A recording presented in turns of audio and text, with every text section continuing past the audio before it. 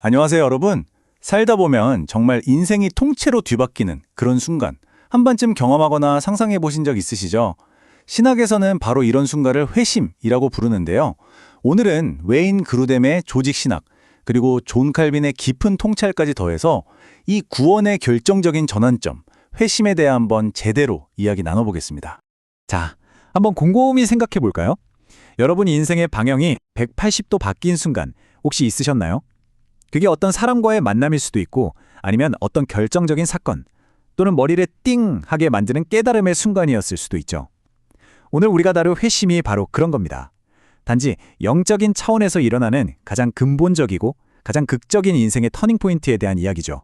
그렇다면 이 엄청난 전환은 도대체 어떻게 시작되는 걸까요? 성경은 아주 분명하게 말합니다. 구원의 여정은요, 언제나 하나님 쪽에서 먼저 시작된다고요. 하나님께서 우리에게 중생, 그러니까 새로운 생명을 불어넣어 주시는 게 먼저예요. 그리고 바로 그 하나님의 부르심에 우리가 인격적으로 네 하고 응답하는 것, 그게 바로 회심입니다. 그러니까 회심은 하나님의 부르심에 대한 우리의 대답인 셈이죠. 웨인 그루뎀이 이 회심을 정말 명쾌하게 정의하는데 딱 한 가지 키워드를 기억하시면 됩니다. 바로 의지적인 결단이라는 거예요. 이게 무슨 뜻이냐면요. 회심은 누가 억지로 시켜서 하는 것도 아니고 어쩌다 보니 나도 모르게 일어나는 그런 현상도 아니라는 겁니다. 아주 분명하게 우리 자신의 의지를 사용해서 능동적으로 반응하는 거라는 점, 이게 정말 중요합니다. 자, 그럼 의지적인 결단을 한다는 게 구체적으로 뭘까요?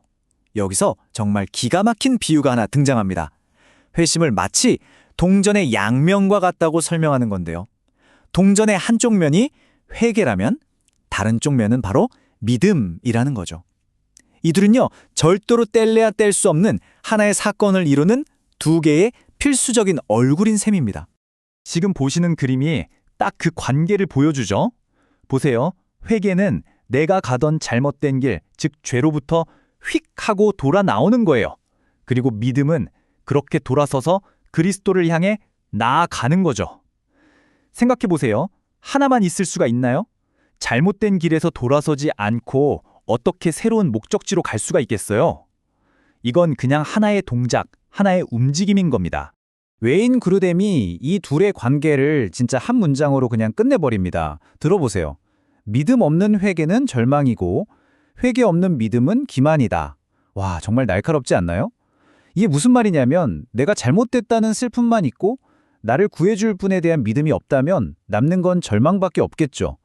반대로 죄에서 돌아설 생각은 전혀 없으면서 입으로만 믿습니다 하는 건 그냥 자기 자신을 속이는 사기극이라는 거예요. 자, 그럼 동전의 한쪽 면부터 한번 자세히 들여다볼까요? 바로 회개입니다. 죄로부터 돌아선다. 이게 말은 쉬운데 구체적으로 우리 안에서 어떤 일이 일어나는 걸까요? 그루뎀은 진정한 회개를 세 가지 단계 혹은 세 가지 요소로 설명해요.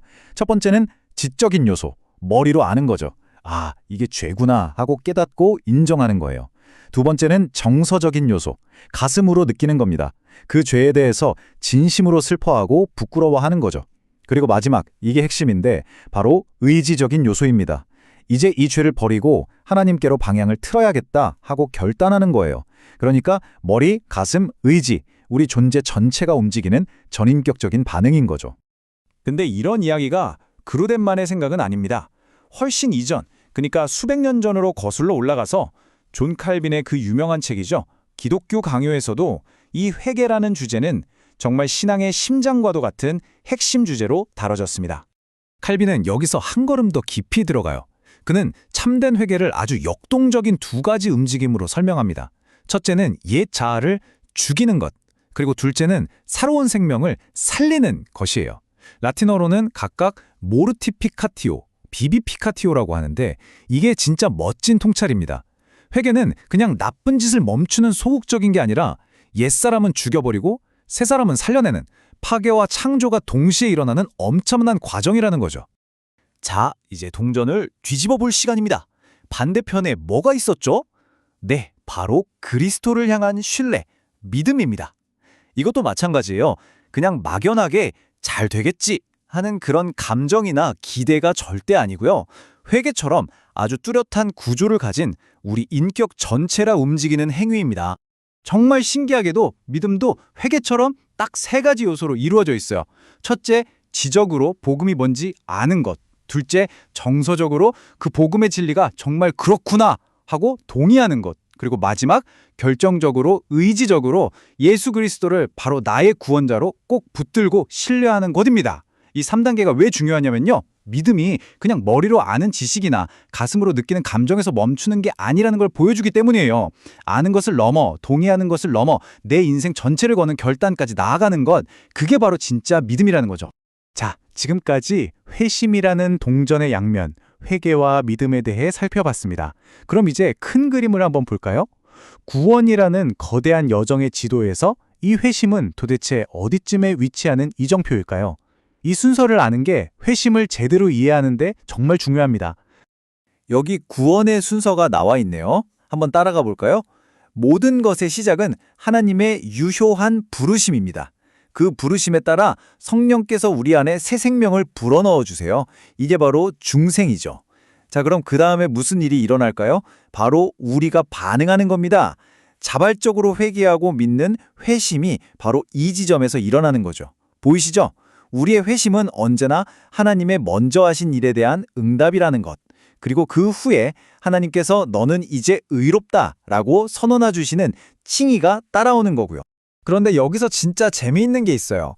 회심의 본질, 그러니까 죄에서 돌아서서 하나님께 향한다는 핵심은 똑같은데 그 모습은 사람마다 정말 천차만별이라는 거예요. 예수님을 3번이나 부인했던 베드로처럼 처절한 실패 끝에 다시 회복하는 그런 회심도 있고요. 또 기독교인들을 박해하던 사울이 다메섹 도상에서 예수님을 만나 180도 인생이 뒤바뀌는 사도 바울이 되는 그런 드라마틱한 회심도 있죠. 아니면 삭개오처럼 내 재산 절반을 팔아서 가난한 사람들에게 나눠주겠습니다 하고 아주 구체적인 행동의 변화로 바로 나타나기도 합니다.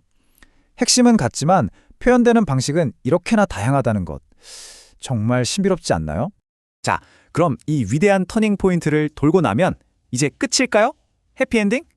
많은 분들이 회심을 구원 여정의 종착역처럼 생각할 때가 있는데 성경은 정반대로 이야기합니다.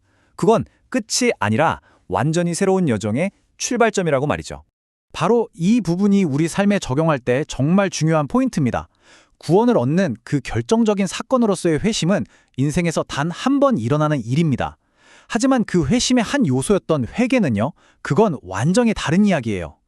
회개는 우리가 이 땅에서 살아가는 동안 평생 매일매일 지속해야 하는 거룩한 습관이자 성장의 과정입니다. 왜냐하면 어제 회개했다고 해서 오늘 우리가 저절로 거룩해지는 건 아니니까요. 네, 지금까지 우리는 인생의 가장 중요한 전환점, 바로 회심에 대해 깊이 있게 알아봤습니다. 죄로부터 돌아서서 하나님께로 향하는 것, 이 위대한 변화의 여정이죠. 오늘 이야기를 마무리하면서 우리 각자에게 이 질문을 한번 던져보면 어떨까요? 지금 내 삶의 방향은 어디를 향하고 있는가? 나는 무엇으로부터 돌아서서 무엇을 향해 나아가고 있는가? 오늘 여러분의 삶은 어디를 향하고 있습니까?